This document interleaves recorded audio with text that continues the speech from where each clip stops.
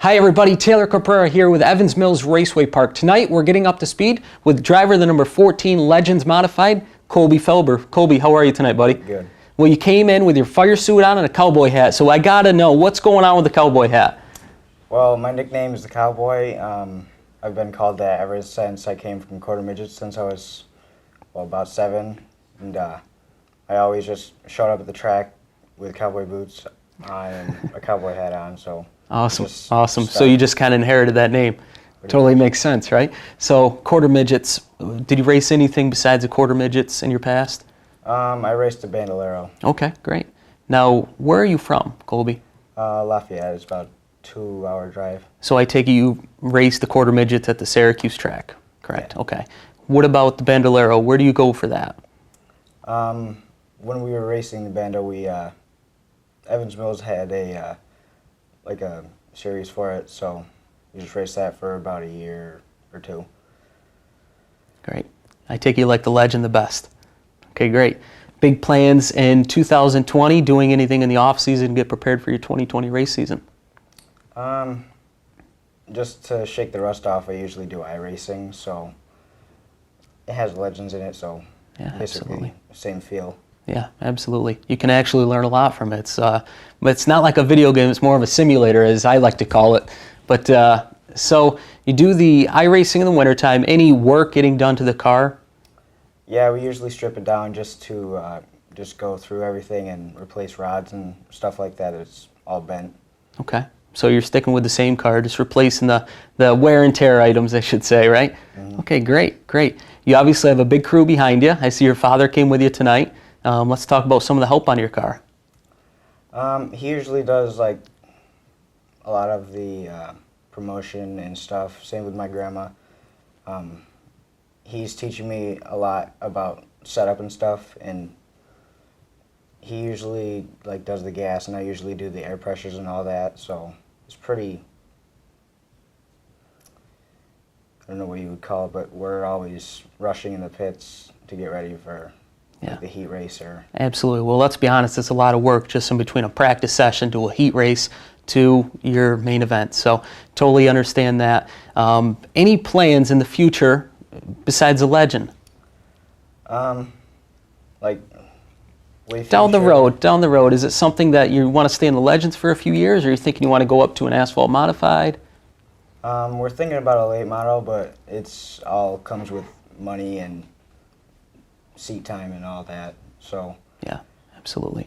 So the one nice thing I do like about the asphalt, I never raced the Legend, but I did have the opportunity to run an asphalt modified this summer. And when I left the track, I could put my clothes on, I could go out to dinner because I wasn't all dirt, right? I have the opportunity going out there. You don't have to stack your helmet with tear-offs. You can leave the track, you can put it in the trailer, and next week you don't have a 200-gallon worth of water, 200 gallons worth of water, you got to get the dirt off the car. So that's definitely a bonus too.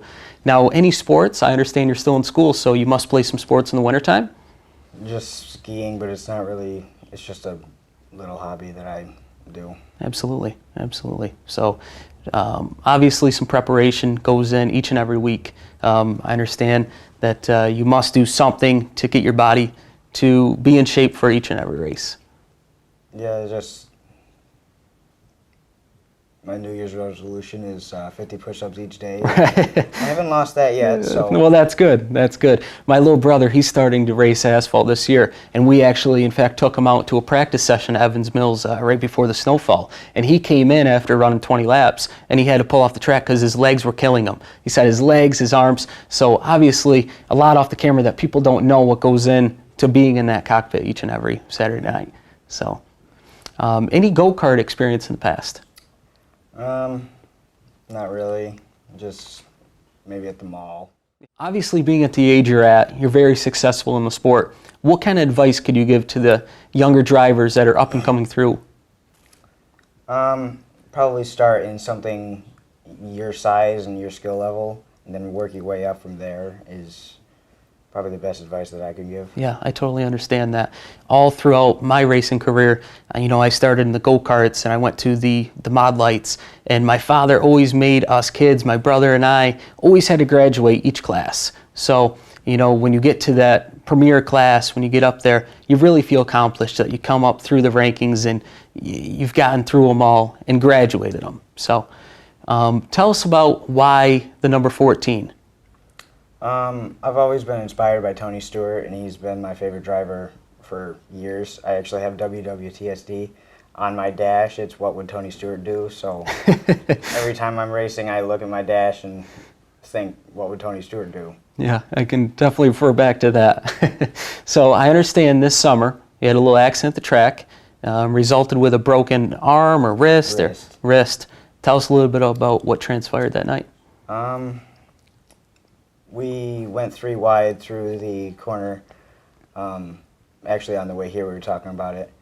It's just one of those racing deals that happens often, and we still ran the feature with it, and still finished 3rd, I think, but it's a pretty good night other than broken wrist. So you came back after breaking the wrist that same night, you're telling me, and finished 3rd in the feature. Well, God bless you. That's a pretty awesome story to tell your friends, right?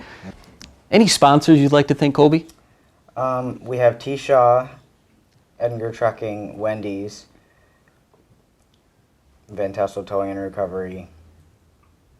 There's D&D Homeworks, and a couple more that my grandma's gotten for me, and my grandpa usually helps us get our sponsors. So obviously chasing sponsors is a big part of your off season. Now you're telling me your grandmother, your grandparents do a lot of your sponsorships. What do you do throughout, you know, the racing season to help give back to your sponsors? We usually, for Wendy's, we usually go up and up to the one up in Watertown and just promote the track and them, and that's pretty cool. No, that's pretty cool. It's awesome to give back to the sponsors that give back to us, that put people in our crowd. So that's a really cool gesture there. Well, we're getting up to speed tonight with Coleby Felber. I want to thank you for being here tonight. The Cowboy, as they call him. Thank you very much, Coleby.